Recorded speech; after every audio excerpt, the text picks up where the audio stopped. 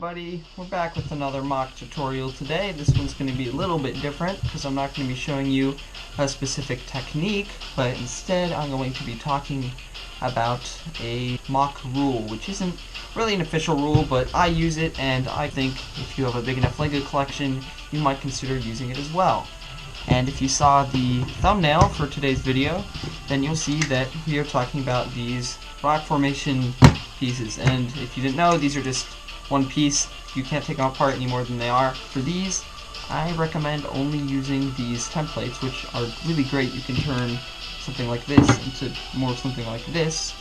But what I was saying is that I think these are better for larger scale mocks. And I think for smaller mocks, if you have a larger amount of Legos, I would try making your own kind of rock formations out of just normal pieces instead of something like this. And I'll show you an example of that. Let me just switch the camera on really quick. So as you can see here, this is my battle on Mancala mock. I'm not sure if I posted this video yet. I'm debating which video to post first, so this might be a sneak peek for you.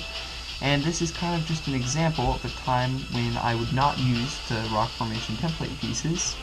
I have these mountains made entirely out of just normal gray bricks from my collection, and I think for smaller scale mocks like this, people will appreciate the creativity and the kind of homemade look more, just because with smaller mocks, people are going to be looking more at smaller details.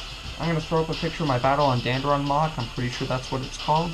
For that mock, I used a lot of these rock formation pieces because back when I released that video, I didn't have a lot of these kinds of pieces.